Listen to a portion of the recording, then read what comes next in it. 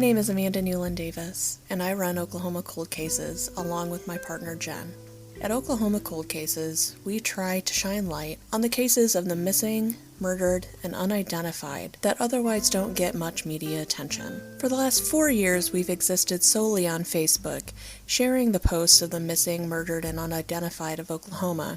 But this past year, we've branched out and started a database in which we list all of the names of every cold case that is in Oklahoma that we are currently aware of. You can find us at oklahomacoldcases.org.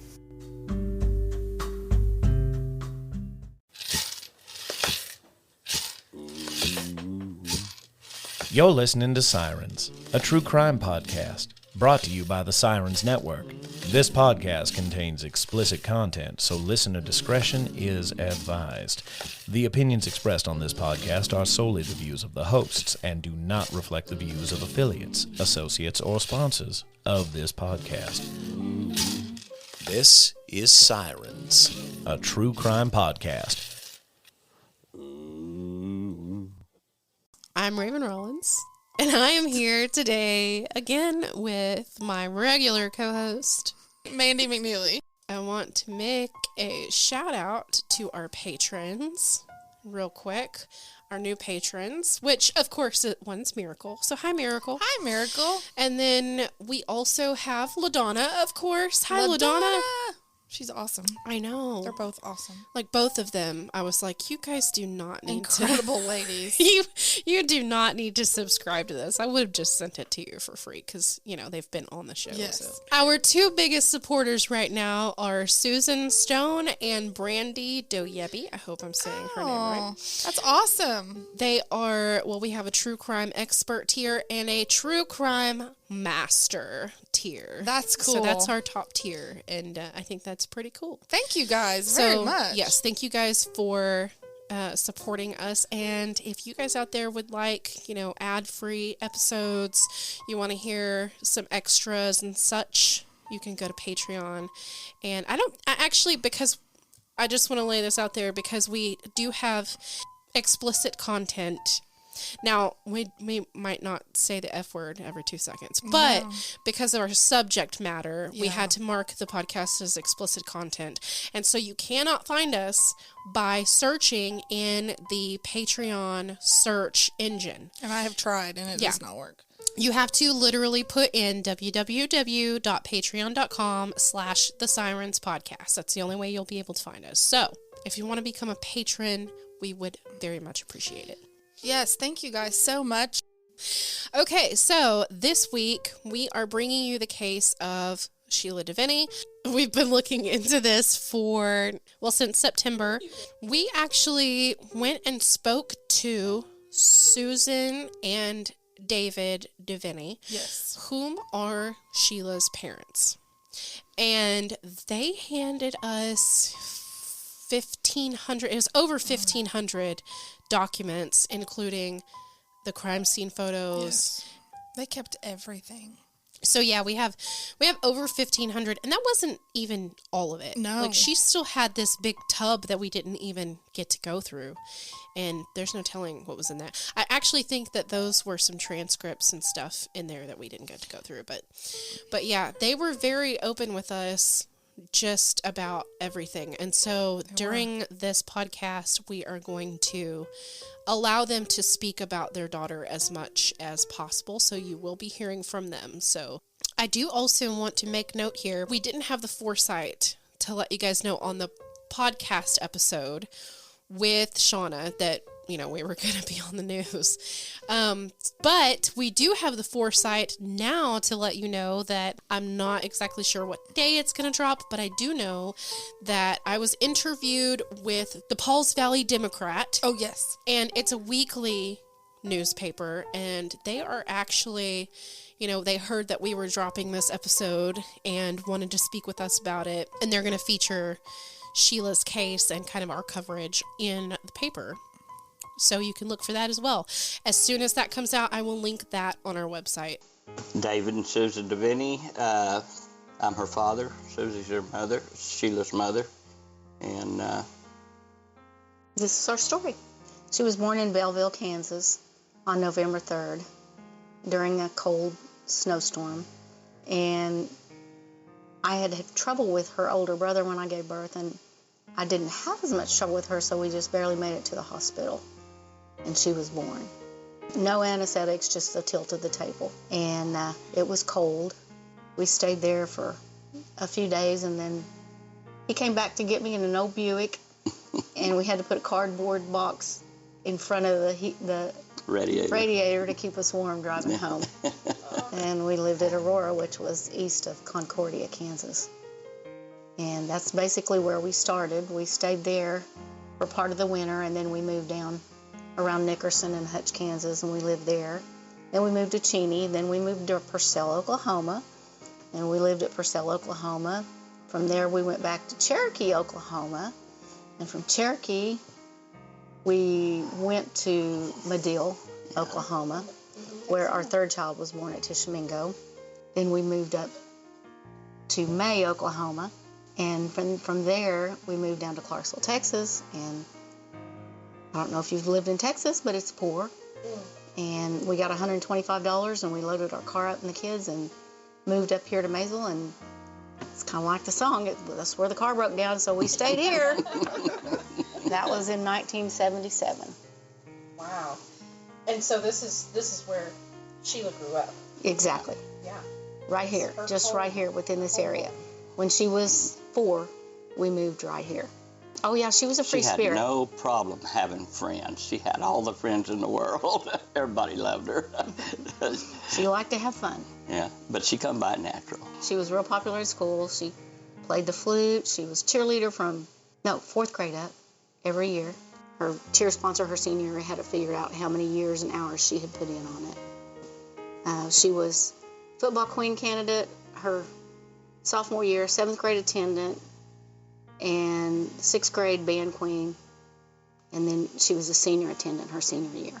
She played the flute, and she was a great basketball player and softball player. That's a lot. But if she ever had problems with any of them, she would give it up. Wow. In fact, she was probably better friends with our son's buddies that he ran with, that graduated 2 years older than what he was. So she was in the top 10 of her class, but she liked to party with her friends too. So she wasn't afraid. And I always told them as a teacher that everybody thinks teachers' kids and preachers' kids are supposed to be perfect, but you're my child, and no matter what you do, I'll love you, and you do what all the other kids would do. And she took us at her word. But there was nothing she could get by with, because Susie was a school teacher, and it all got back to her. She knew before she got home. She made good grades in school. She was a popular girl in her Maysville, Oklahoma high school. She had basically every girl's dream, because she was the cheerleader who caught the eye of the, hero football star, and they started dating. And she always was a little inferior, and I think when Tyson started paying attention to her, she felt like he would be a big protector. Let alone did she know after she got married that he would be the abuser. Well, he dated her one time, because we had a limit where the kids could only date someone 2 years older or 2 years younger. And his birthday was late in September, so his senior year he did take her on one date because he hadn't turned 18 yet, and she was still 15. And she might have been 16. Anyway, it fell within that limit. And then after that, he dated her best friend through high school. What? And yes. How did she feel about that? They were best friends. Wow. And then when Tyson came back from college in 91, he started seeing Sheila, because Sheila was already dating a bunch of boys and had a young man from Kansas that always told her he was going to come down and marry her.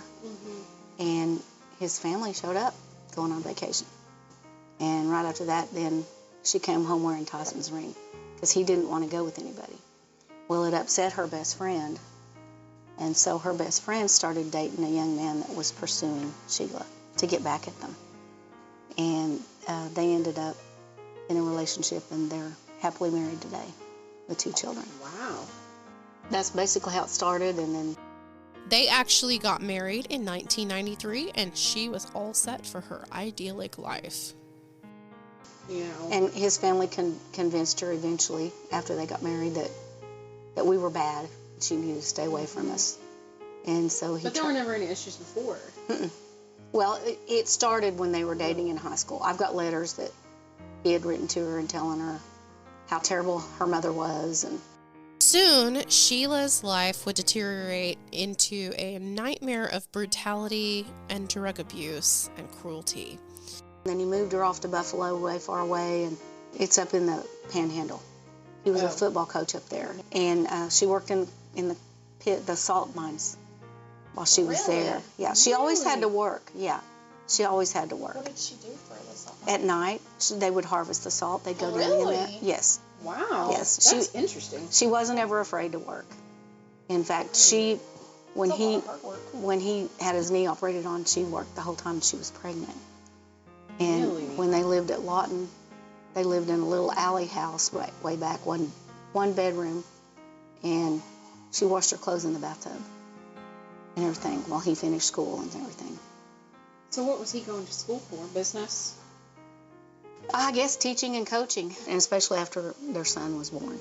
They took her down and tried to tell her, which, you go through postpartum, and got her on Prozac, and really, she gained a lot of weight and felt bad about herself. And we do see some of the things that were described as being your typical domestic violence situation, and things like alienating, controlling who they speak to and who they don't speak to. We also saw classic signs of physical. We did see, hear about some physical abuse that supposedly took place. Emotional, abuse. And I think that's the thing, too, is that a lot of people think that domestic violence is just physical abuse, and that's not the case. Yes, it can be emotional, physical. It can be, we just talked about alienation.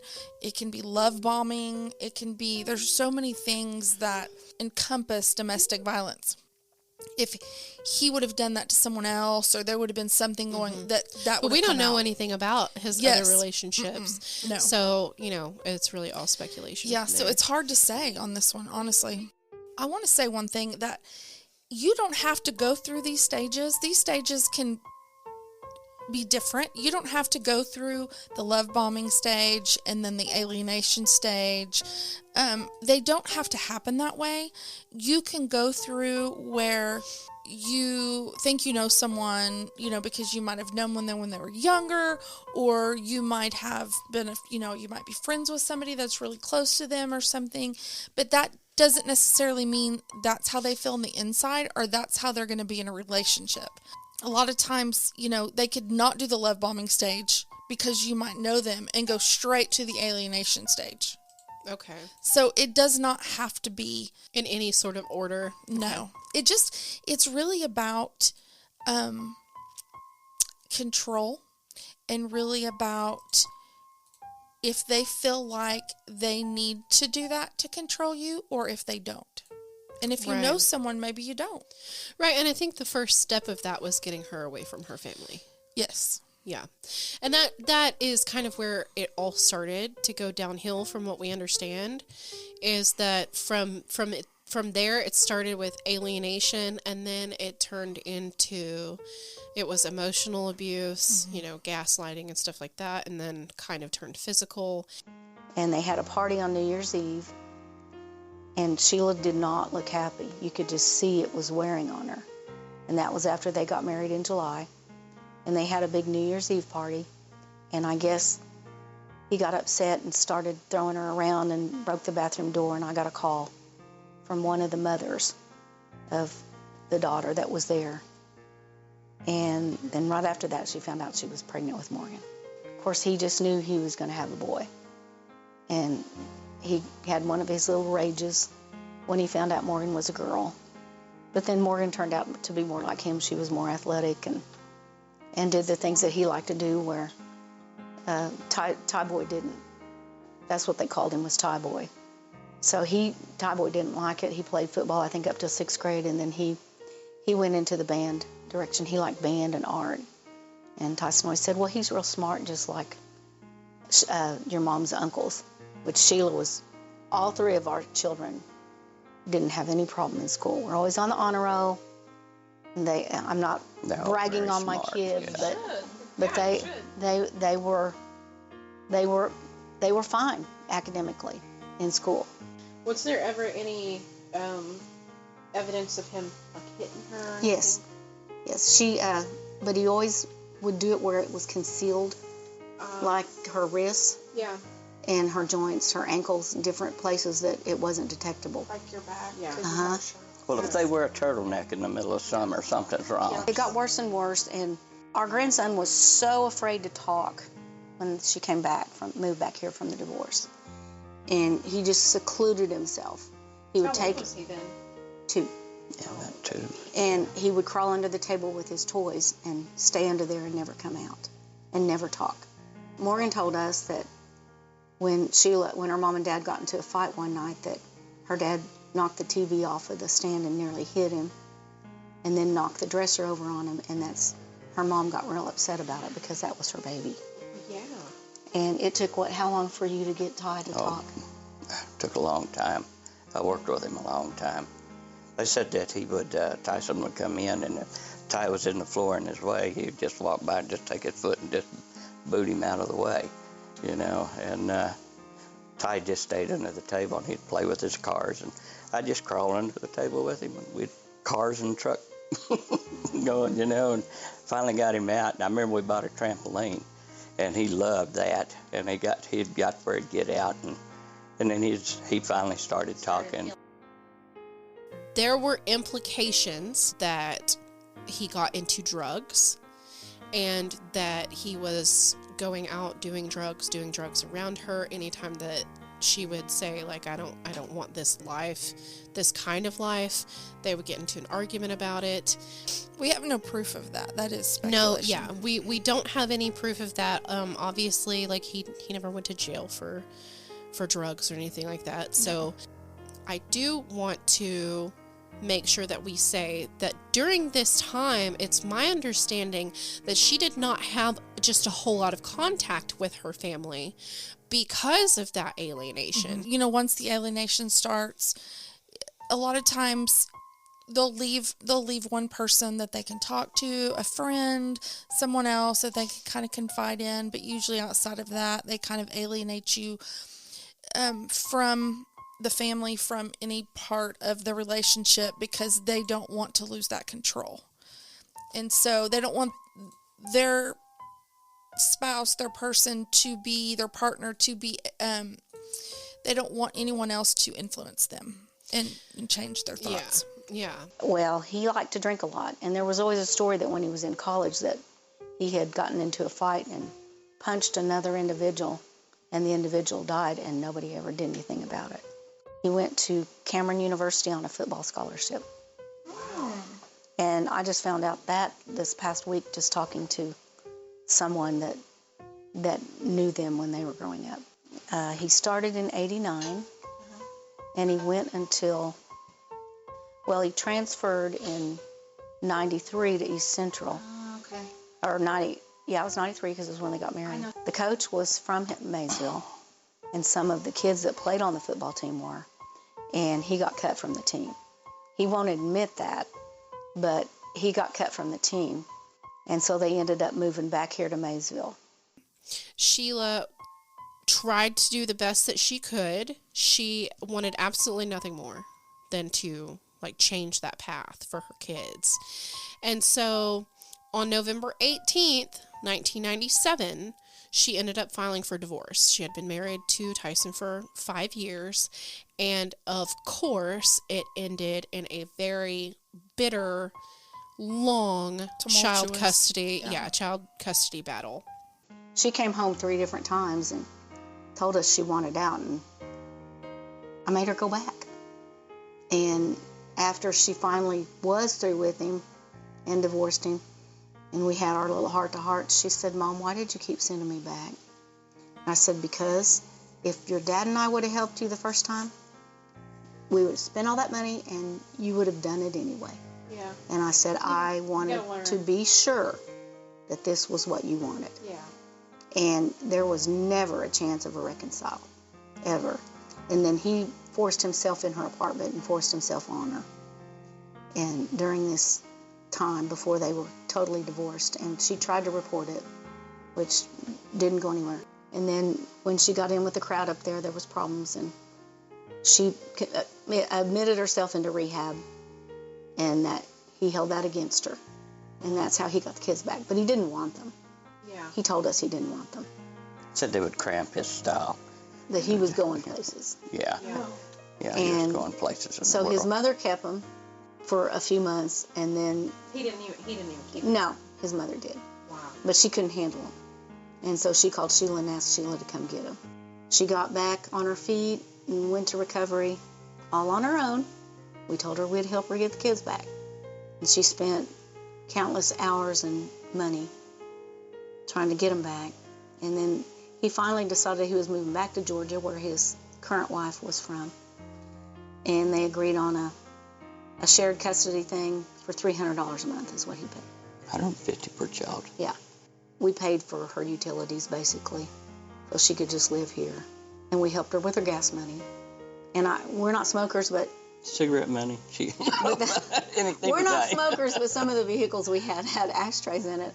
And I would always put my spare change in the ashtrays so that people wouldn't smoke in them. And sometimes at night her daughter would say, Mom came up and got money out of the ashtray so she could buy cigarettes. But she told me you said it was okay. Telling on her. Kids tell all. And you even picked the kids up from school. Oh, yeah. And from daycare. Well, I had to have a DHS you had to have a card. pass, to get them and everything. And they come home and they'd do their homework, and then he'd take them outside to play soccer or play a game to get them outside. So he didn't even really come around and... There was one whole year he didn't come. But that was after they had kept him in Georgia. He met her in a strip bar, and he married her in there. How long of a period of time from his divorce? When he married Amy, I wouldn't be able to tell you. They got married in Georgia. Yeah. It was then that, she and her parents thought that it was probably best for her to move back to Maysville to be closer to her family there in Maysville, Oklahoma. Oh, yeah, we worried all the time. And then she got into that apartment for single moms, and that's not a good environment. Yeah. And she had some substance problems then. And my brother, who also had substance abuse problems, because it does run in the family, he called us and he said, "You don't understand." And I said, "I don't understand what?" And he said, "You don't understand that addiction is an illness and it's in our bloodline." And he said, "You don't have that." But he said, "Some of us do." And he said, "If you really want to help her, and it's going to be tough on you and Dave," he said, "get her out of that apartment. Put her out there where you are. Take her to church. Do everything like you did when she was growing up." And he said, "Eventually, she'll give all that up, and she'll become more like you." And so that's what we did. We financed everything we could and bought her an old trailer house, completely remodeled it, and she and the children lived just a few feet away from us. And they're right next to each other. right next to each other. Right next to each other. It's not spread out across the land. I think it was maybe 20, 25 feet away from each other. Not far. Shared the same driveway even. Yes, they did. They were literal neighbors. They moved Sheila and the kids into that trailer. Yes. Okay. Then on February 12th, 1998, Sheila files for a protective order against Tyson. Now, this is the first one that I could find anywhere in the records. So I do believe that this is the first one that, she actually filed. Of course, Tyson denied the allegations against him, but he also still agreed to this victim protective order. The complaint stated that Tyson was abusing her and the children, and David says that she wouldn't even exchange the children with him here. They had to meet in a public place. She was that scared of him. Her mom says we were having our heart-to-heart talk, and she said, "Mom, he's going to kill me." And I said, "Tyson is not going to kill you. He can't." It was a permanent protective order. Which I will tell you is kind of difficult to get in Oklahoma, or permanent protective order. Man, I'm telling you, yeah, usually you see the ones where it's an emergency protective order. The plaintiff usually has to be there, like they set a date and they're like, okay, it'll go into effect until this court date. But then you have to be there, or they usually dismiss it. Yes, the emergency one, you do not have to have the person that is you are filing it against present. Right. But to do the permanent one, You do have to show up. You do have to let them know. I mean, well, the court lets them know, and then they have to be able to have counsel if they want. Yeah. Yeah. So it's a little different. That's why it's harder. Yeah. Because then you have two opposing cases Yeah. or two opposing sides that can, defend themselves. Yeah, and they set like a legitimate court date. You go to court for it, and you both, plead your side, and then you see if it's, required for you to have a protective order or not. It's not easy in Oklahoma. It's really not, because you see a lot of these cases being dropped. You have a lot of people that file for emergency protective orders, and then they're threatened or something like that. A lot of things that the biggest thing I hear out of people's mouths, and it's not a lie, but the biggest thing I hear is, "Oh, it's just a piece of paper." Well, it is, but it isn't. You're leaving a trail of reports and things when you do file those things. And that's the most important thing that I think people don't think about, is that it is a paper trail that shows that there is there's some animosity there, yes, for sure. There is the propensity for things to escalate. Yeah, because there's been things in the past. Exactly. So in October of 98, both Sheila and Tyson completed the required co-parenting course that's almost always set by the court now. Yes. And it was kind of a time of peace, in Sheila's life. She finally was free. She went back to school, college. She was just trying to get her life back on track and, get her kids allocated and get some stability in their life, and was just trying to move forward with them. She had gotten an associate's degree in science from Murray State College in Oklahoma and was working towards a teaching degree, which is what her mother does. Yes. Yeah, following in footsteps. And her two children were returned to the Catholic faith, and Sheila was really proud of that, she was getting everything back in order again. It seems like we're having downfall after downfall, but she's always picking herself up and trying to move forward. So then, on August 30th of 2000, 2 years later, Sheila and Tyson come to a mutual agreement out of court. It was a modified joint custody plan. From that moment, even though they had this agreement out of court, no child support was made. And I say no child support, I mean like over the years that this is, taking place, there's only like minimum payments. So really the overall of it is that, we're not really paying child support here. There was a lot of back due payments. Yeah, and that Tyson was, in fact, held in contempt on several occasions for not paying child support. That is in court records. With the state of Oklahoma. Mm-hmm. And he also didn't show up to court on several occasions, and so they would always have to, put stuff off, move it back. That's also in court records. And then eventually, on August 7th, 2001, he is held in contempt of court for failure to comply with his order. There wasn't any cohesion between the two of them on the child support. Yeah. We can see that, he's not really trying to work with her or the court system. So there was a non-jury trial for the contempt set for October 29th, 2002 at 2 p.m. And there had been a bench warrant out at that time for him. That was recalled after the date was set. So during this time, while everything is going on, Sheila actually got remarried. She remarried in July of 2001. She married Wayne Braxton Jr. That did not last very long. I'm not sure exactly why. I don't know if they just didn't see eye to eye. I didn't find anything in court records that could say that, there was any hostility or anything between them. He actually is the one that filed for divorce in February of 2003. And they didn't have any children together. No, they didn't have any kids together. And then he ended up getting remarried in March of 2006. So they were only together for 2 years, a little less than 2 years.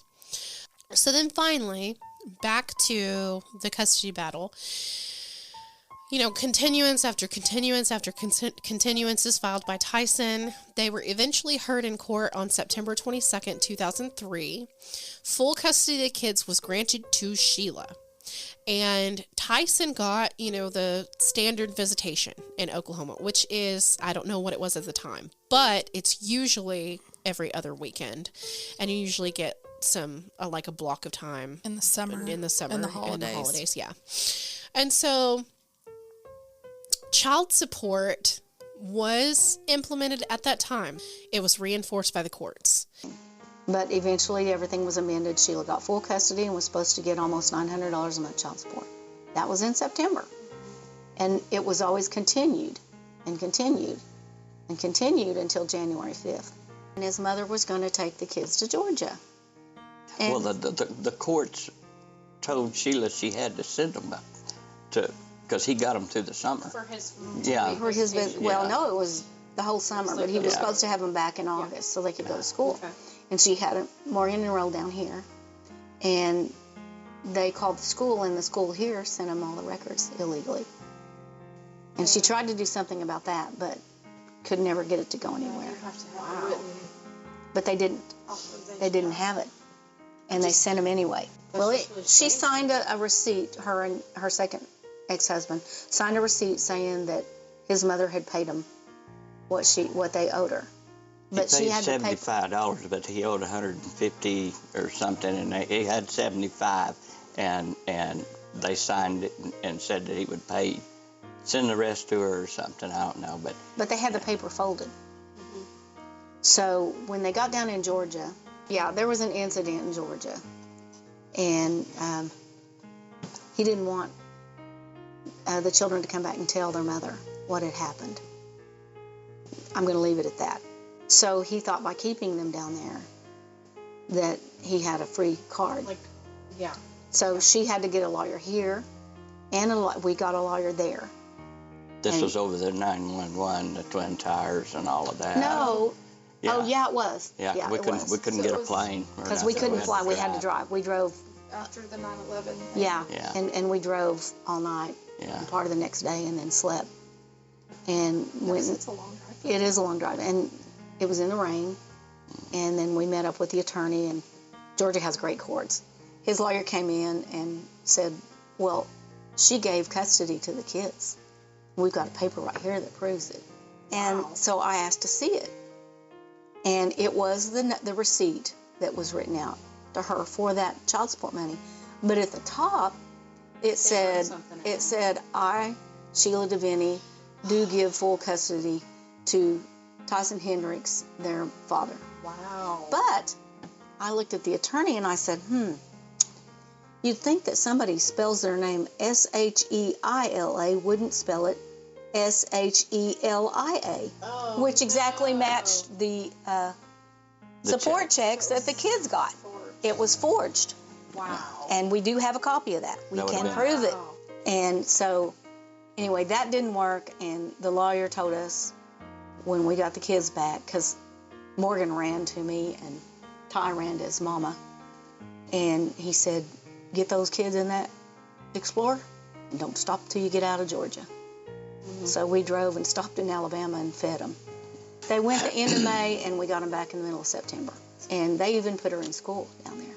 It was a year before their dad saw them again after that. again, at this time, he owed a lot of money in back child support. Now, I think at one point I calculated it, and it was somewhere between $15,000 and $20,000. Yeah, it was quite a bit. Yeah, it was quite a bit, because we're going back this several years and several children. So it was, a good sum that was going to start being garnished on top of that, his regular child support payment. The money was going to be due to start coming out on January 5th, 2004. Sheila showed up to the courthouse that day. That's the day that they were going to say, this is when we're going to start garnishing it. This is, She showed up to the courthouse that day and was informed right then that the date had been moved. So he had gotten that date moved back to January 27th. She went to court. Her second ex-husband went with her. They told her it was continued till January 27th. The night before, we had our office set up in there. I don't remember what, we had the bedrooms back here. And we had a small business. We were doing invoicing and everything. And generally when we do invoicing, nobody is allowed to bother us, We've got the whole evening doing that. But she come in and I wanted to talk to her. And she wanted to... we knew she needed money, and we were willing to help her with the money, but she was wouldn't. Too proud. She wouldn't take money from us. But she said, he owes me money. He needs to pay his part. And I agreed with her that that's her father. He does need to pay his part. But she told me she called him. She said she would call him, and I know she did call him. I don't know that, but I'm sure. Well, we had phone records, I think, that showed that she had called him, and. She was always afraid that Tyson was going to kill her. And I'm like, how can he kill you? We live this close together right here. All you got to do is holler or call, and we're right here, The next day is when Sheila was murdered. On January 6, 2004, one day after Tyson's original deadline. It was 8 degrees, and I had to leave for work at 7:30. Yeah. And a lot of times he didn't work because the wells would freeze up, and he and our son would go to work, and he called and asked him if it was really necessary for him to go to work. And so I left for work, and he always would call me. We'd call each other and talk while I went to work. And he said, is everything okay? Are you making it okay? And I said, yeah. I said, I just worry about her and the kids because I don't think they were up when I left. I said, I worry about her and the kids. I just want to make sure they were still warm. And they had made pallets and had shut off her bedroom and their bedrooms and slept there in the living room and the kitchen because she was saving her propane because she knew how tight money was. Sheila took her children to school at Whitebead at 8 a.m. She spoke with a good friend of hers via cell phone on the way home. When she got home, she was still on the phone with her friend, and she indicated to that friend that she had a, quote, special friend who was at her home. Like, she showed up, there was someone at the house, and she referred to that person as a special friend. She then, according to the friend, nervously ended the phone call. Now, Sheila's second ex-husband, Wayne, was also in the picture at the time because they had been kind of redating each other. Talking and kind of seeing if there was still a connection at the time. And he had been staying at her home.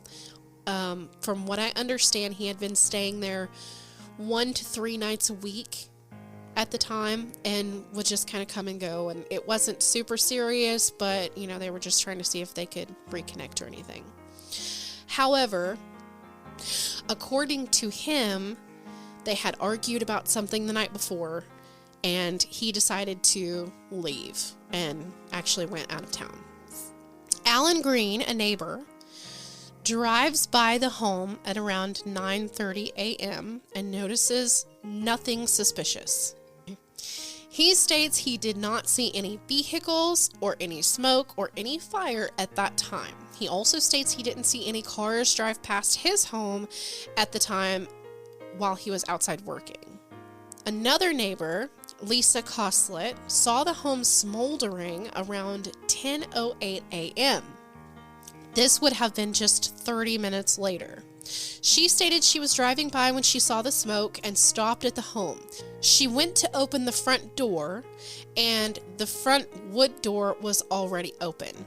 She did not see any flames inside, but saw greenish, gray, and red-colored smoke. That's when she called Alan Green. Other neighbors, Brandy Green and Rita Green, called 911 at 10:20 a.m.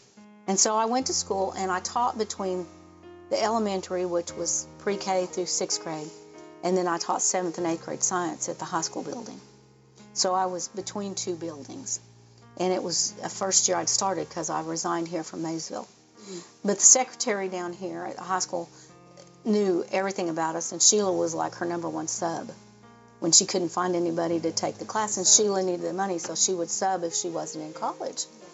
And Sally called, and nobody knew how to get a hold of me, but I'm not a teacher that carries my phone around.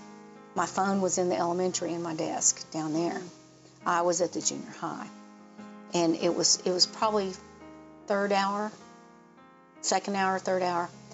and the secretary came in and knocked on the door, and she said, "Your daughter's house is on fire and they can't find her."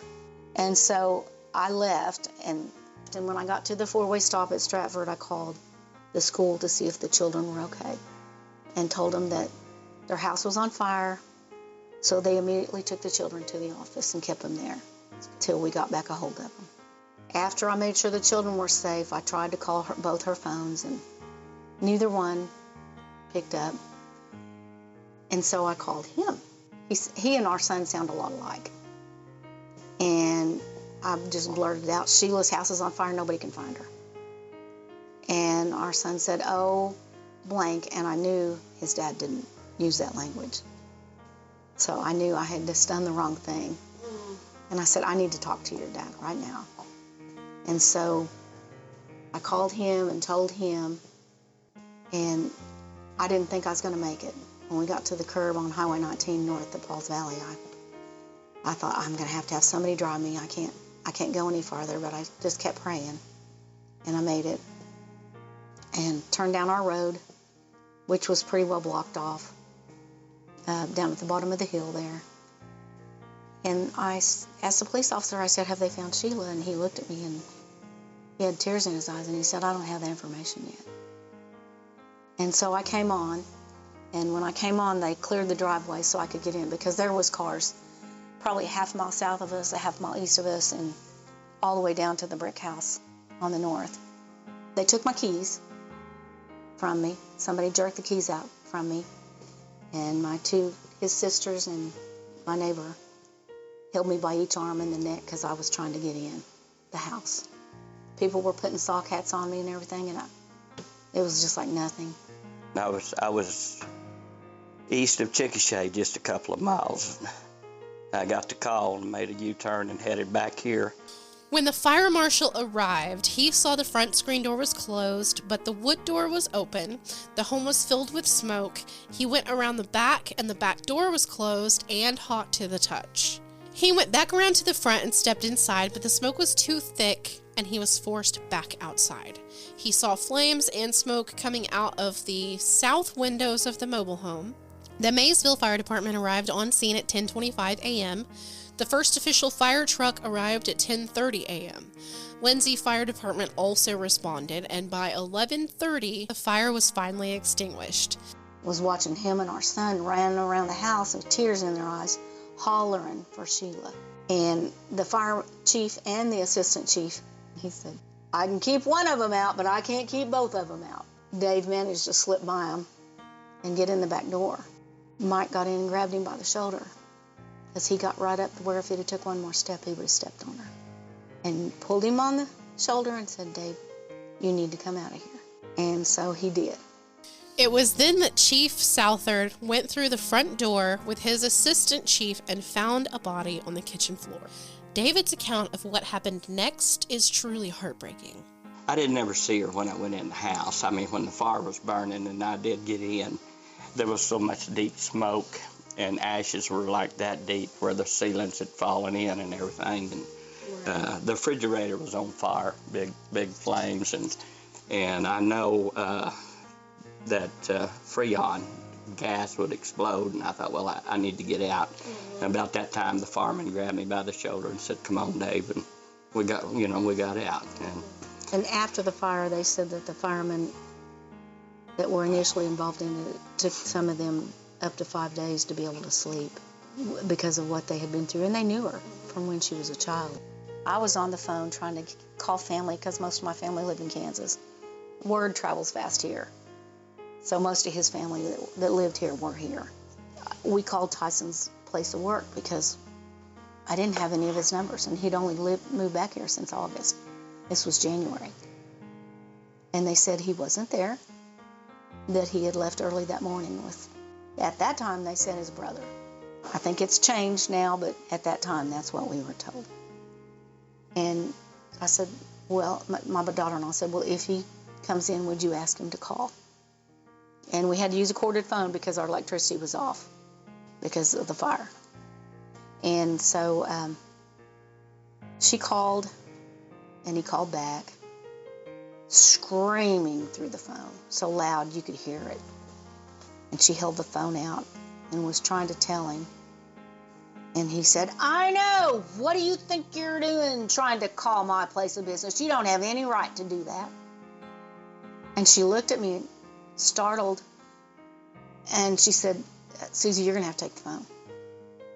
So I did. And I said, "Tyson, we didn't know how to get a hold of you. This was the only way we knew how to get a hold of you. And we need to call you to tell you that Sheila's house is on fire, and she didn't make it." "I know." How could he have known about He that? couldn't have, because they had just found her body. And we were told. You were right We there. were there when she was found. I always said it was my dad. My dad's strength kicked in, and I just immediately started trying to take care of everything. And one of the neighbors came and got me, and she said, "You need to go check on your husband." And our son was still talking to the medical examiner. And I found him in the bedroom, up against the closet door that goes from the bathroom to the bedroom. And he didn't know who he was or where he was. And so I touched him on the arm, and he said, "I don't know how we're going to fix this." And so I grabbed him and I said, "I don't know. But," I said, "you know how we are." I said, "For some reason, I'm okay right now. But," I said, "you know me, and you know there's going to come a time when I'm going to go. You're going to have to help me through it." And I said, "I'll get us through this. As hard as it is, I'll get us through this. But you're going to have to help me when it finally kicks in on me." And he looked at me, and he held his hand out. And we shook on it and gave each other a kiss. And we've kept that promise for 19 years almost. And that's how we do it. We never, ever blamed each other, because we thought we were doing what was best for her and for the children. The state fire marshal's office deduced that a metal pan was the main source of the blaze that had been left on the stove. And so she must have been cooking and got flashed, or something, and it incapacitated her. And, maybe she died from smoke inhalation. It was thought to be an accident up to this point. So it was not investigated as a homicide. After they did find her body, I came back to the house so that I could start calling. I called the funeral home so they could come and get her, because I knew she didn't make it. And then the fire investigator, the medical examiner came, and he took our son back in there in the bedroom and asked him if there was anybody that was mad at her.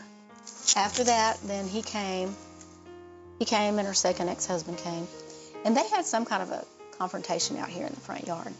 We never did know what that was about, but there was The second ex-husband? and the first. And the first, okay. But we never did know. But I wanted them in on it, because you always blame somebody when somebody dies. It's always somebody's fault, and I didn't want to be like that, because we'd been through it. He'd lost his dad, I'd lost my mom and my dad. I didn't want to blame anybody. I guess in my heart I wanted to believe it was an accident. Yeah. But then we couldn't. We just couldn't let it go. And it just kept eating at us. And so we pushed it. As hard as it was, we pushed it. They only let me go in the house one time. Him and the boys. The next day they went, and the fire reignited. It was just a little under the cabinet in the kitchen where the pans were. There was a small fire burning in that, and I had a water can on my truck, and we went out there and got the water can and doused it. Because everything was froze up. Yeah. At that time. Yeah, and they shut all the water off. Everything froze. See, she put the tape around it that day, and she went through everything. And once they removed Sheila's body and everybody was getting ready to leave, she told me, she said, I want to walk you through everything and show you how I think it happened. And, of course, she said the fire started at the north and blew through the south, and a fire flashed back. I know it couldn't have done it that way. The wind wasn't even blowing that day. And I was walking through the house there looking at everything, and the stove still had a pan melted on the oven there, had a pan melted on it, and I took it off the burner, and I said, man, you know, y'all might want that for evidence. I said, I better set it back.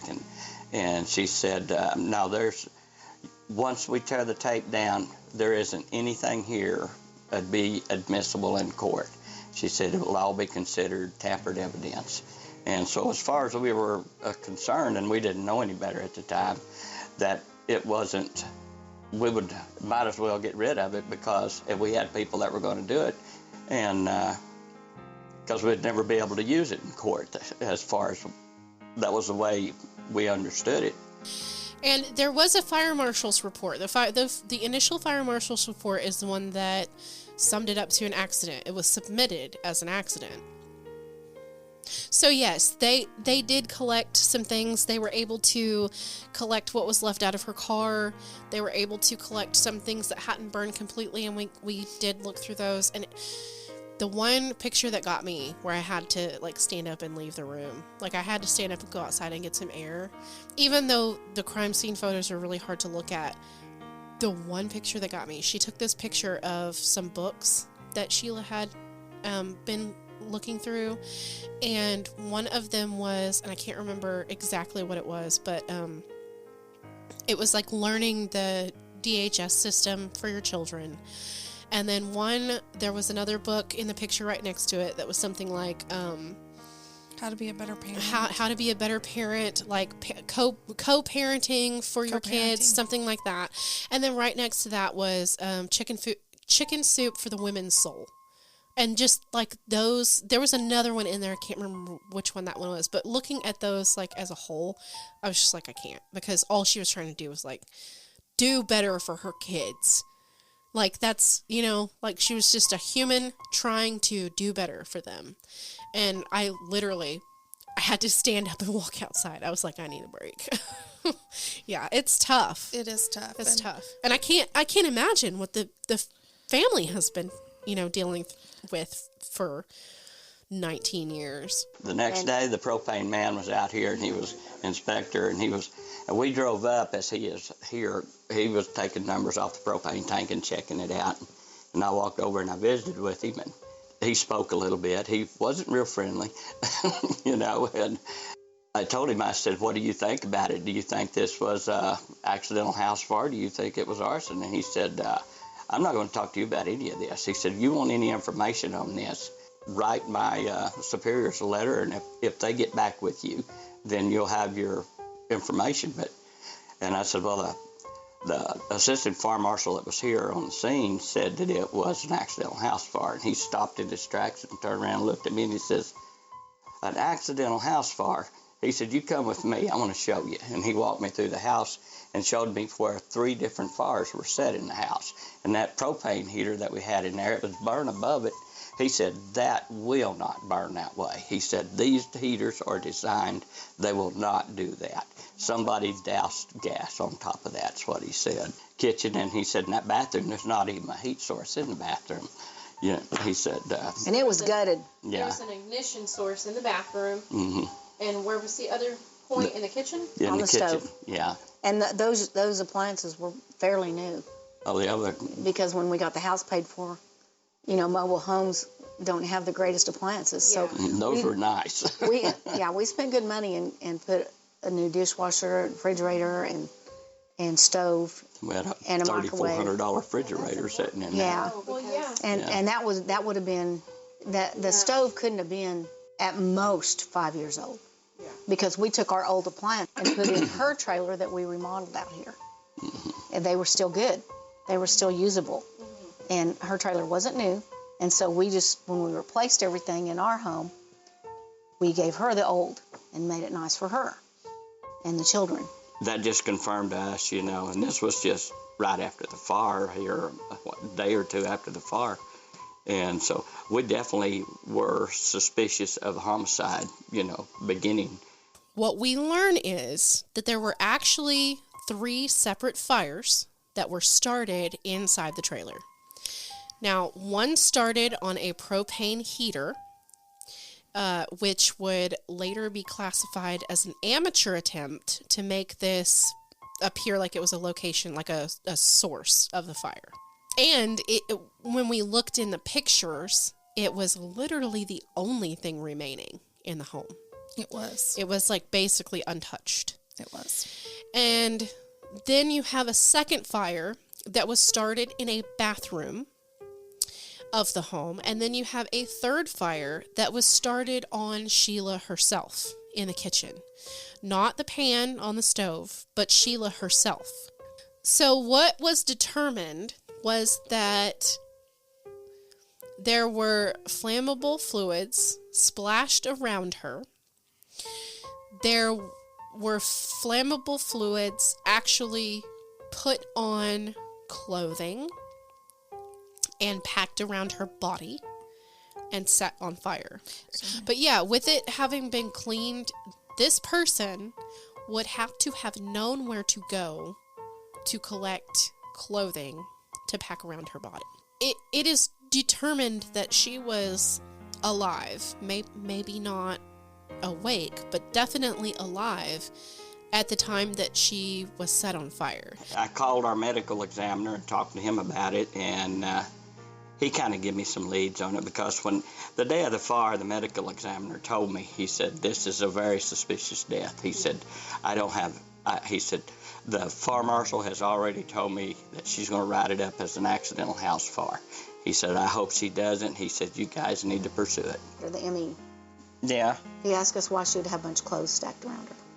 Want to know if she was messy? Did she Was live her in house just dirty? Or, Yeah. And we had In just the middle of the kitchen? we had just cleaned that house from Yeah. top to bottom, because the kids had came home with head lice, and she had cleaned house that day, the weekend before, because Tyson had the kids. And even their stuffed animals, they were in bags that we sprayed. After we sprayed them, we put them in the bag and closed them up. The head lice. Yeah, to get the heat away from them, you know, so they wouldn't live. Yeah. And I mean, her house was immaculate that weekend. I promise you, because to get rid of head lice, you have to really clean. Yeah. They said that she had dirty clothes all over the house in there. Not dirty clothes, but clothes. Clothes just all around piled her. around, loose like that, and they were packed around her and everything. And Tyson was nice to her when he picked the children up, when she got the children on Sunday. And she came home and she goes, that was really weird, Mom. He was actually civil to me this time. Did they have anything left of those clothes to be able to test them? The fire marshal got rid of all of it. Said all she had was just a little bit in the can. And she said it was from the hair on the back of her head and That little a strip, little strip off of her flannel she had- pajamas.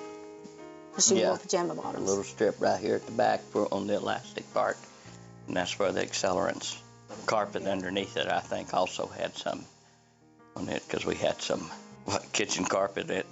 I called it indoor-outdoor carpet. I don't know, you know. So the Oklahoma Office of the Chief Medical Examiner did perform an autopsy, but actually had refused to reveal the results of the autopsy for over 9 months. I also want to add that there was a little spot of carpet that was found underneath Sheila's body, because she was laying on the ground, that was untouched by the fire because she was laying on it. That carpet was sent off and it was tested, and there was a presence of accelerants found on that carpet. Accelerants found in her lungs, This is only going to happen if you're breathing in those accelerants. Now, toluene was one of the biggest ones that was found, but also benzene was one that was found. Now, both of these things are highly flammable. They are both clear, they're both colorless. These things go into something like, and what we think was used, something like paint thinner. That was found in her lungs and on her body. Now, her body was burned so badly that I'm not going to go too in detail, but I will say that there were some places on her body where there was thermal amputation. And usually that only happens when accelerants is present. It has to be very high heat. It has to be very high heat and very concentrated. We know that she was severely doused with accelerant. We know that she was alive when she was set on fire. I spoke with Rick. Of course, he works very closely with the fire department, and they have these like meters, carboxyhemoglobin. Wow. Now, that's a thing that fire departments use a lot to see what those levels are in you. Smoke inhalation is kind of what this measures. See how much is in your lungs. And when someone dies from smoke inhalation, they'll have about 80% of that level. Their levels will be about 80%. Sheila's levels were 18%, which tells me that she did not inhale a lot of smoke. So for the amount of toluene in her lungs, her carboxyhemoglobin was at 18%, which should have been closer to around 80% or more to have actually died from the fire. And when we found out, maybe 2 weeks later, that no smoke in her lungs, just a very little, we knew that it had to be a homicide, or if she died in a house fire, her lungs would have been full of smoke, you know. All right, so the morning of the fire, Susan Deviney had called Tyson Hendricks at his place of employment at the time, which was Bruce Jones Construction in Lindsay. And Bruce Jones's sister, Lori Hunter, answered the call and told Susan that Tyson and his brother, Donald, had left together early that morning for the day. So Tyson and Donnie had actually been at the scene of the fire that morning. This was reported by witnesses. And the shop manager said he wasn't there. We've got that recorded, where he said Tyson wasn't there. Later that afternoon, Joanne Sellers, who was a detective from the Oklahoma Fire Marshal's office, came to investigate, and she spoke very little to people at the scene, other than Tyson and Donnie. According to witnesses, she casually visited with them as she sat on the tailgate of a pickup and smoked cigarettes.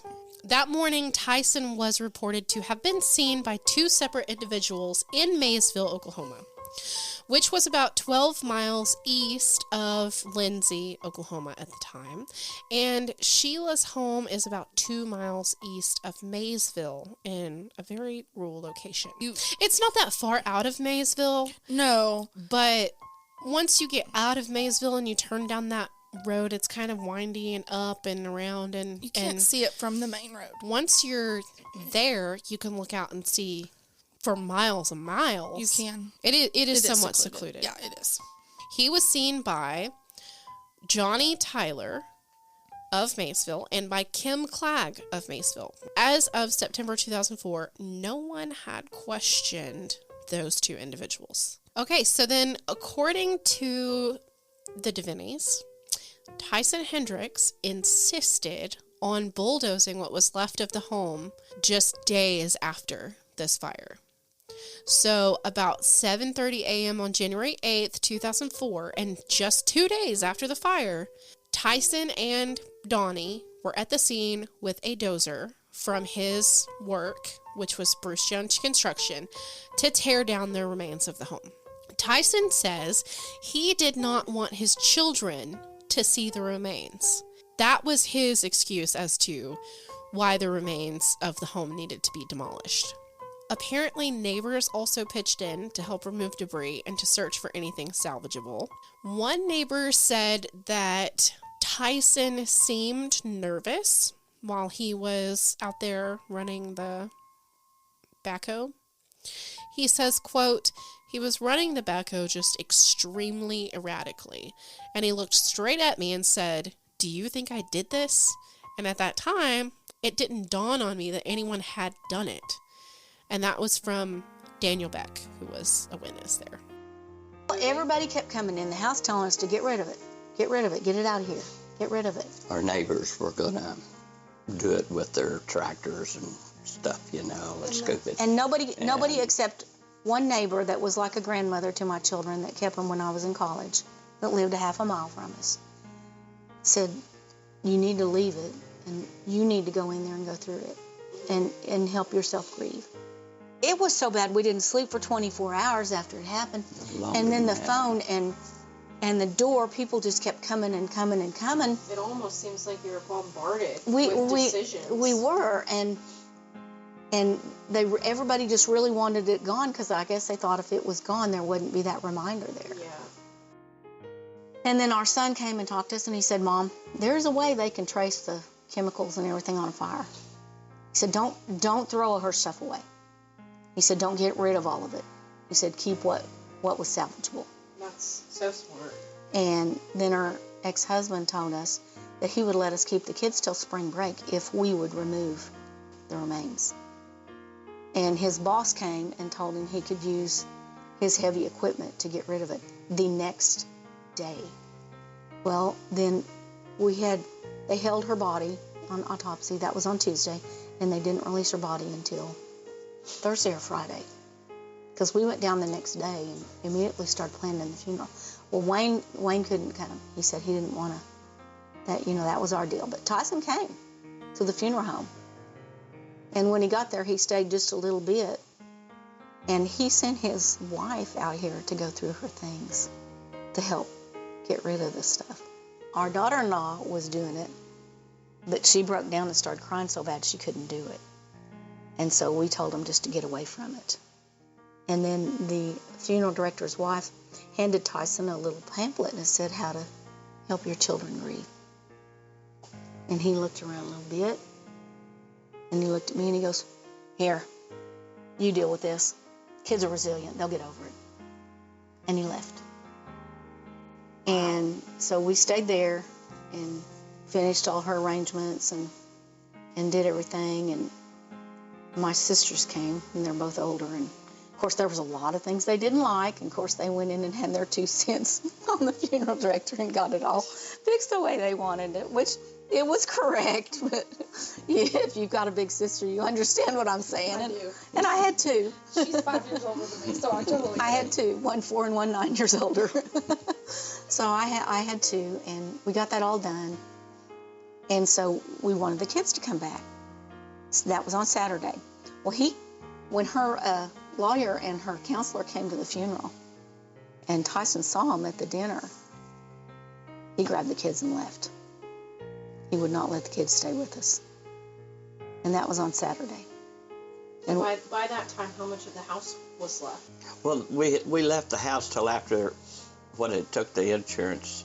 Yeah. Oh, yeah, that happened the next day. But it must have been probably then Thursday.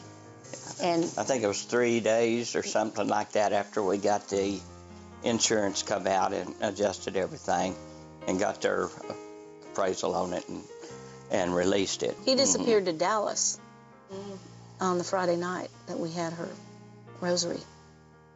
Didn't show up. He was supposed to take time, get his hair cut, and get him all fixed up, but he mysteriously went supposedly to Dallas to pick up Amy's best friend. And she came to the funeral. And they actually sat with the family. And they followed the hearse, it was a van, to the cemetery. And What was Amy's best friend? I don't know. And she was the house mom at the strip club. That was her best friend. Well, supposedly she came to help get the kids all moved in. But 2 days after, they let them go to school Monday and Tuesday, and Wednesday, Amy went and checked them out and put them at Lindsay. That soon. And her funeral, there was standing room only. All the church Sunday school rooms were full. The auditorium was full. The church was full, and they were lined up on each side. and people tried to get in. They had to park at the grocery store just to walk to find out they couldn't get in. He said, look at this. Look at all these people. Or we can't leave here. He said, they all love us. Look at all this support. After her death, the fire chief got cancer, and he didn't live very long. And so they told him, after they had done all the treatments and everything, for him and his wife to go to the cemetery and pick out his plot and get everything all ready. And he has tons of family all over the cemetery. His wife thought he would want to go there. When they got to the cemetery, he said, I want to be right here. And she said, right here? Where's right here? And he says, right here by Sheila. He said, because when I get to heaven, I couldn't save her here on earth, but I will take care of her up there. And that's where he is. The Devineys hired a private investigator to find some answers, starting with why their daughter's ex-husband would volunteer so quickly to obliterate a crime scene. We initially started with one investigator, and he gave us a notebook full of information of what he found, and he wouldn't take the case. So we kept that. Wouldn't take it because was he scared? He was scared. And we tried to get another attorney at Oklahoma City that we knew when we took our self-defense gun license carry. And we went to him. He wouldn't do it either. So I had a friend I called and asked her who to hire here in the county, and we hired a local attorney. Well, we'd love to get a civil attorney to take the case, because you don't have to prove it beyond a doubt. But we can't. Nobody will take it. We've already spent $150,000, and we're both retired now on a limited income. It's like he told the OSBI agent, Mister, I will never accept the fact that this is an accidental house fire. And he said, I'll sell everything I have and live in a tent before I let you put accident on that. Yeah. We had a wrongful death suit filed, but it was dismissed and we were never notified about it. Wow, really? We went to renew it, and it had been dismissed. And we We're had one real attorney. happy with our OSBI agent right now. He seems, yes. Well, we took it to an out-of-state attorney when we had trouble, and he told us that it was her death was a violation of a constitutional right, life, liberty, and happiness. And he said if we could ever get that charge, then we could probably go somewhere. Well, and the fact that they still, reside in... Yes, they still live there. In the area. Yes. Yeah, that's very important to make note here, because when we did go out and speak with them, they still live in the same home. And that spot where the trailer was is just right outside their front door. Like, it's still right there. I don't know. You have to be really strong. I think it would be really hard to stay there. To stay there and walk out your door every day. Mm-hmm. And so the fact that they can, and I'm sure it is extremely difficult on them, but the fact they can be that strong to say, look, we're here and we're going to fight for our daughter, to me is just... It's almost like they're telling somebody, you're not going to run us off, No. And especially when when you don't know who did this to your child. Right. And you don't know if they're coming back, if they could be watching you or what they're doing. And then you have to, after the grieving process, which that never stops, but after the initial grieving process with the funeral and, family and all those kind of things, you have to go back to work. Yeah. And you have to go back to your daily routine, because unfortunately... Life goes on. Regardless. And I hate that, but it's just the way it is. And so to think about them having to go back to their daily lives, even though they don't probably want to, and to think that someone's just out there. And so I think in any case that we do, that is a very big factor that I think a lot of us forget about, is that the family, the next door neighbor, the friends, they've still got to live with this fear. Right. They still have to live with the fact that there's someone out there. And that could come back, that could do anything that you just don't know. Yeah. And so it's important, I think, to remember that. Yeah, absolutely. Exactly a year after to the anniversary, I stayed home from work. At almost exactly the time her house was burned, his brother drove his brown truck by the house. And I was here by myself. I called my sister-in-law, and I was crying, and I said, I need somebody to come stay with me. I need somebody to come with me. And I know it was just intimidation. And I went to church one day, and when I came home, under the carport, there was chicken parts everywhere and chicken blood all around where I parked my car. Really? You guys don't even have any chickens. We didn't. This was before we knew it was a homicide. We have theories about how this happened, but I do want to state before we get into those that they are just that. They are theories. We do not know, and we will probably never know, unless somebody decides to confess, but we will never know because there was no homicide investigation done at the crime scene. Yes. So, my theory is that after Sheila dropped the children off at school, she came back to her house, and someone was either waiting inside of her house or right there around the back of her house.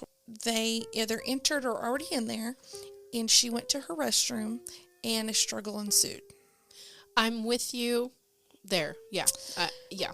I think agree. Something was probably placed over her mouth. Yep, I agree. Or her nose, or both, with a substance that would render her unconscious. Yes, and this is, I think we're in agreement up to this point, because if you look at the things that we've looked at in past cases, like the ether man, paint thinner can absolutely be used as, in the same manner that ether is used. And it causes nausea. It does. It causes, it can actually cause death immediately. Yes. But we know that she wasn't dead, at that point, because she had to inhale that, somehow. So whether that inhalation took place where someone put something over her mouth and she inhaled, during a struggle, yes, it's possible that she could have died then, but it's also possible that she could have just passed out.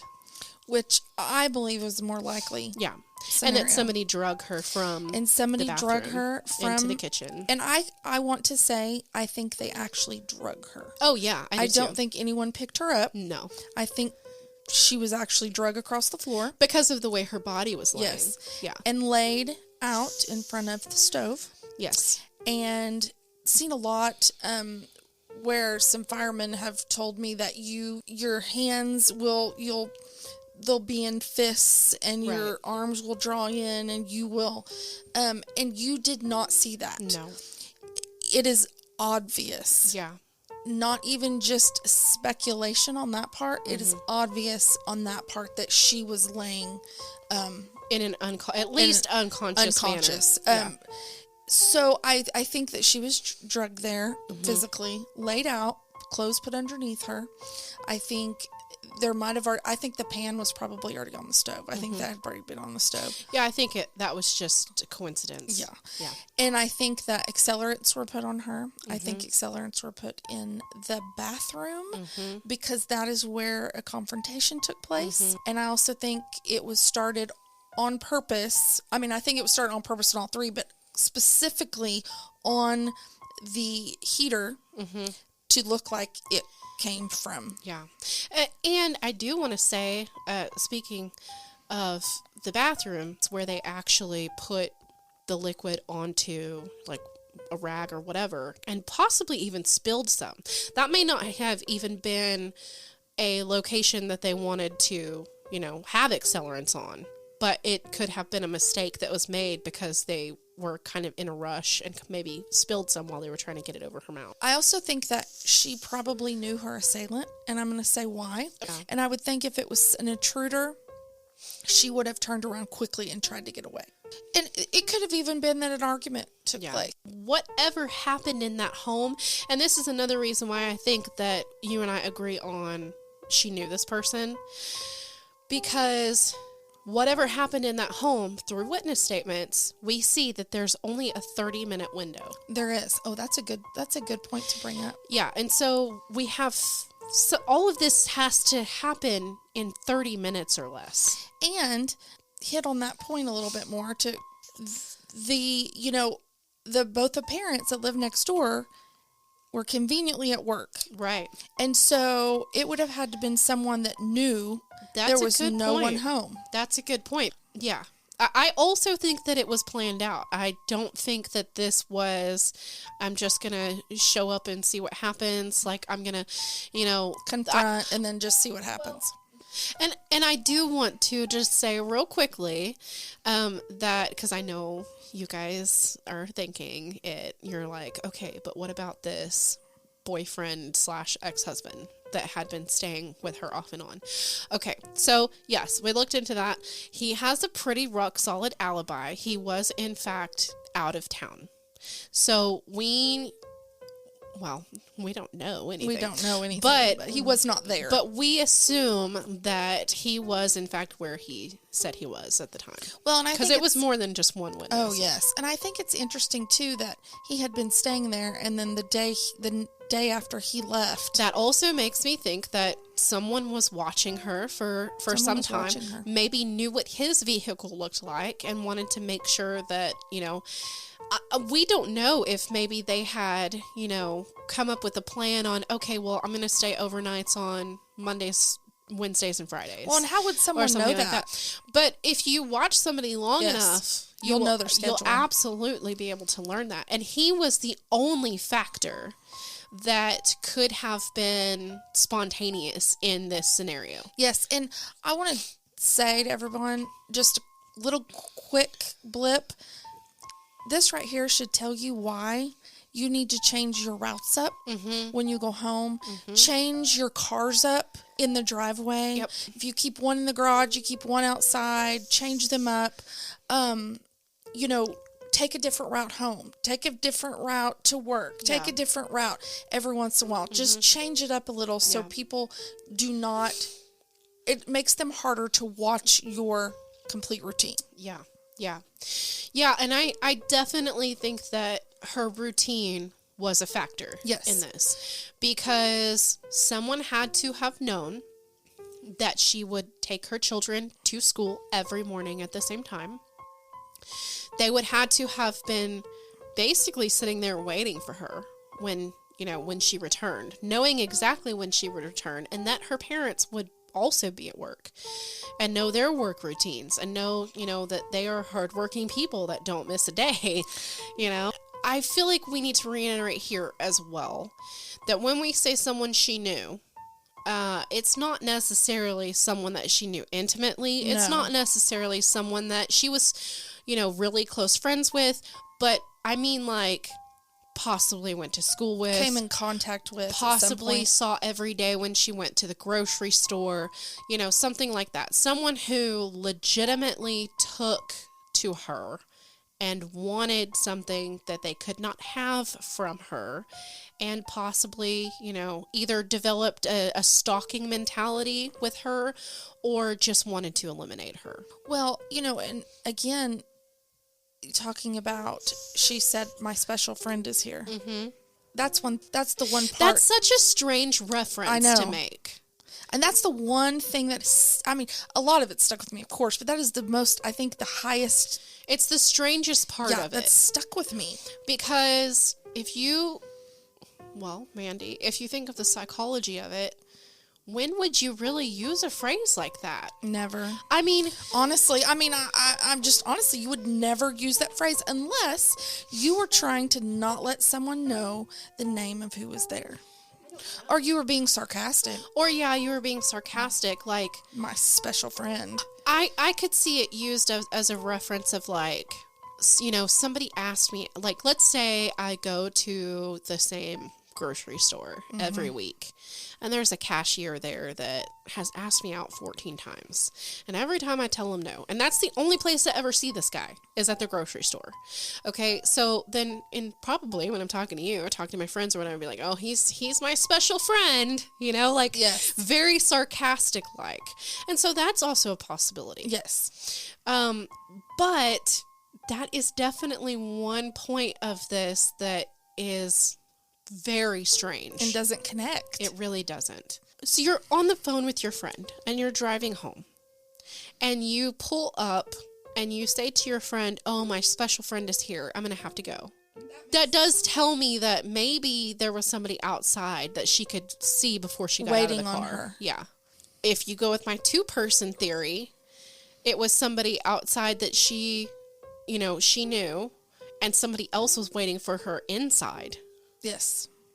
I mean, that's, and if you corral someone enough, you can get them back to where you need them to be. No one witnessed any cars outside the home. So that's why I'm saying this happened really fast, because if she did pull up and she did recognize a vehicle, if there was a vehicle in the driveway, anyone who drove past there did not see a vehicle.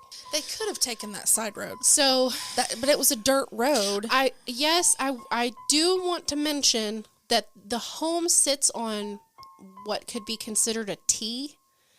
And so there's technically 3 different directions you can take to get to the home. But they're rural. I mean, they're not. Yeah.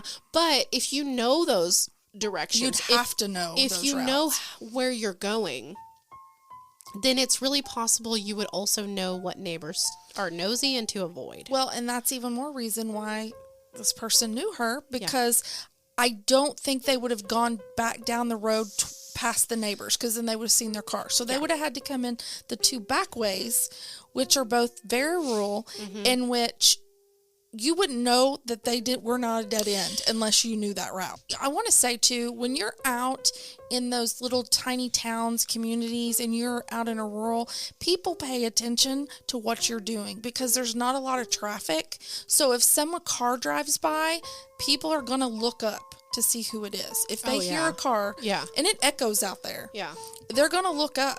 So if you're in the big city and people drive by, people don't pay attention. Yeah. But if you're out somewhere like that, you want to know why someone's coming by. So it's very highly unlikely that the neighbor would not have looked up. Yeah, I think so too. We came in off of 19 and went south. Mm-hmm. But the way that her home sits, almost between 2 main, is between 74 and 19. And it's like literally the halfway point between 74 and 19. It's like 2 miles on either side. And then if you go with the unconventional leave route, not the way that we took, the way that you would take to go into Maysville is the way that we took. But to leave Maysville, as if you're going out to the highway, you can take that and go straight to 19, a different direction. Yeah, and that road would be right next to the house. So, again, that's why we think that this was planned out, because you have a home that's, a lot like the Freeman Bible case. Yes. That's in the middle of nowhere, that you really, really need to know exactly where you're going to get there. And then you have, the utterance of, it's my special friend, which is just so strange to say. I mean, and just the arson alone, like, we know that all of this took place in less than 30 minutes. You'd have to bring those things with you. So you would have to bring, yes, this person would have to have brought the paint thinner, because from what we gathered, she did not have anything like that around the home. Yeah. And then you have to bring that with you. And then, of course, you have to think about how you're going to use it once you get there, which means that you have to have known, at least been in the home at least one time to know the layout of the home, to go, okay, well, I know that, there's a heater over here, that I can act like that was the point of, the source of the fire. And then I think that they didn't really think about a source being thought of with the bathroom or the body. I think they thought, if we just pretend like it's the source of the fire, then, the heater is, then I'm golden. I'm good to go. But, there's a lot of evidence that suggests that she knew who did this. Yes. And that they went there knowing what they were going to do. She has friends who are also convinced that she was murdered. Jessica Evans is one of those who had been her friend since childhood. She bases her conclusion on conversations she had with Sheila in the days before the fire. Jessica said, quote, "She told me she was being followed by a white car whenever she took the kids to school. She was scared. She never told me who she thought it was. I didn't think much about it at the time. I thought, well, maybe it's a new neighbor who drives down that same road every morning or something. Now I wish I would have taken her more seriously." Oh, that's so sad. So Sheila herself thought that she was being followed. There's something there. There's some validity to it. So then after all of this information came to light with the autopsy report and the evidence and stuff like that, Sheila's death was eventually amended to reflect homicide. It was changed from accidental to homicide. Now, it took almost a year for that to happen, and it was never really fully investigated when all of the evidence could have been fresh, which is why it has turned into a cold case, I think. Yes, I think so too. It's really hard to take a cold case when it has been ruled accidental in the beginning, and we've seen this with other cases, because you're missing so much key evidence. We were told by the OSBI agent that if we had a lot of money or an important name, that this would be solved. But since we didn't have either one, nothing would ever be done. Said perhaps when I retire and the agent who replaces me wants to look at this case, maybe you'll get something done then. Basically, that's the way it's turned out. He said even if we got a confession, I don't think that they'd prosecute him. That was his exact words.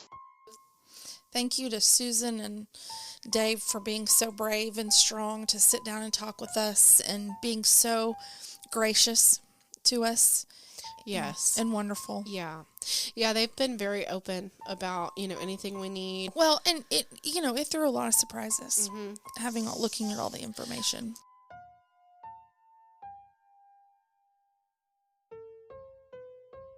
There are a lot of things we found in this investigation that we cannot talk about because it is open. It's an open investigation. Yes, it's not technically closed.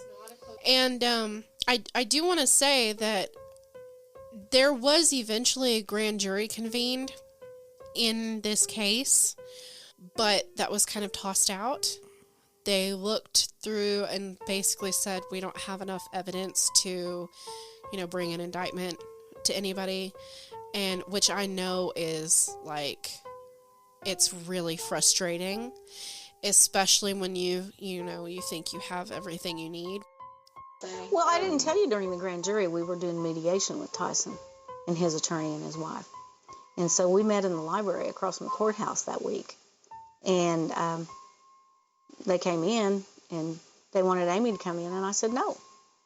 This is not between her and us. It's between us and Tyson. I can't believe they even And so the mediator came in, and I had all this paperwork of things that we had prepared for the grand jury that proved it was a homicide and everything. And I kept referring to that. And Tyson said, "You better stop this crap or I'm going to sue you." I said, "Go ahead, Tyson. I'd love to get you in court." The mediator took me by both arms and shoved me back in a library cubicle. And he said I couldn't do anything because if I did, they would have probably arrested me. Well, we were waiting on that. And so we watched, and the librarian came and apologized to me and how sorry she was that he treated me that way. And because I said, "You don't know what it feels like." "Oh, I do too. I have a sister and a niece." And I was like, "No, sir. You don't have any idea, if you're not married and don't have children, how I feel." And so when I finally got the best of him, then he shoved me back in there. And we looked outside, and he was out there with Tyson's attorney. "Well, I'm so sorry. just giving them all the sympathy in the world. What did they say? They offered us $3,500 and said, call it done. What? Yeah. I don't remember because I was furious. $3,500. And then when if you'll just stop trying to solve your daughter's homicide. Yeah. That's I don't very understand why suspicious. stuff like that can go through the courthouse over there. That was through the courthouse. Wow. Yeah. This is why we're covering this case, because someone you know might know something. We know that there were a lot of people in this case that were never questioned, that were never, reports were never taken from, that there's a lot of people out there that still have something to say about it. And to those people, you do not have to sit around and wait for someone to come to you. You can go down to the sheriff's office. You can go down to your DA's office. You can call the OSBI cold case division. You can make that happen and say, hey, I remember something, even if it is so super minuscule you think it'll never matter. Call them and let them know what you know. You might think that it doesn't have any bearing in this case, but you might actually be holding, the missing piece to this puzzle. And, to anybody else who maybe has heard someone say something over the years, or has, said something that might be off, or said something that you didn't know was about this case, but, you think it might have been about this case. Literally anything. If you have any information about this case, we really want you to reach out, to authorities. You can always go on our website if you want to remain anonymous, and drop a tip in our anonymous tip box, which is on the Contact Us page. Please remember that this is a mom with 2, at the time, young children, a daughter, a cousin, a friend. This is a human being, and life is just so precious, and we need to, if you know something, we need to get that to the right people, to the police officers and to the right detectives, so we can really try to help the family find a resolution. So 2012 was the last thing that ever came from this case. It's when the Devineys filed a civil suit to try to get that evidence released that we were talking about. It was granted. They do have some evidence. She told me that it was, what did she say? It was in a storage locker? I think so. Or something. So, there's still evidence we can test. Possibility that we ever need that, it's there. But other than that, it hasn't really seen much limelight. So it is OSBI Special Agent David Gatlin that is handling the case now. So, if you have information, track him down and let him know. You can also contact tips@osbi.ok.gov. You can find us on Facebook Messenger. You can find the Justice for Sheila Deviney Facebook page and reach out to them if you have information. David Deviney says, the worst thing is that whoever did this is probably someone I know. This wasn't just some random murder. This was personal. Now, whenever people come up and talk to me, I don't trust them. I know that's terrible, but it's the truth. So awful, and such good people that just want some resolution for their child. It was just like, well, your dog got ran over. Just go home and get over it. That's what it felt like. That is exactly how I felt. And I've had people come to me and say, you got to let it go.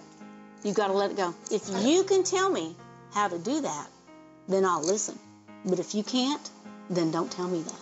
When I die and God takes care of it, then I can let it go. But not until. No. We'll never get over Sheila's death. There's a piece of your heart that's just ripped out, Because we had a love seat in there and that window, and I just sat at that window looking at the house. Susie and I will work Sheila's case, and we'll hit it hard, and then we'll get away from it Yeah. for 2 or 3 months or Yeah, so, sometimes you you have know. to. So, I can be hurt, and I'll just keep it to myself, and I'll deal with it the best I can. We've lived here a long time. We've put a lot of life in this community. Volunteer, A lot of volunteer work that we've did. softball, baseball, Funding. football. And anything anybody can say or do that will help us on this case, we would surely appreciate it. It's, Because somebody knows. yeah, somebody knows. And we appreciate all the help we can get. And the prayers, especially the prayers, even from people we don't know. I'll probably say, 12 prayers a day. It goes deep with a lot of people here. And some of my students feel like there's not going to be peace until it is finalized. People like you guys keep showing up, you know. That's right. Just keeping it hot. We are grateful from the bottom of our heart, because sometimes you feel like nobody cares. And just the fact that somebody does care, that means a lot. Keep it going till I am living in that tent or die. I'm pushing 70. Out there in the cemetery beside her. Yeah. We're still fussing over who gets to be buried next to her. Yeah. Up to the $50,000 reward is still available. It's attainable. We've managed to save back from about the $150,000 to $200,000 that we've already spent on the case that we've worked to this point. And I'm sure there's more. That's just an estimation of what we have spent. We don't live in a tent yet, but we still put our heart and everything that we can afford to put into it.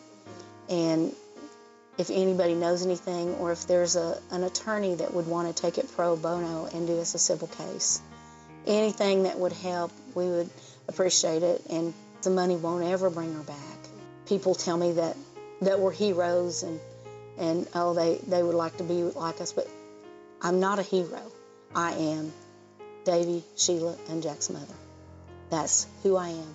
That's what I am, and that's why I'm still fighting.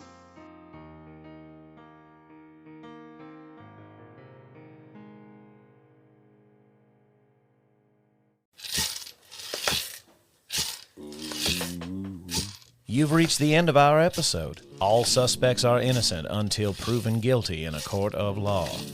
Join Raven next time on the Sirens Podcast.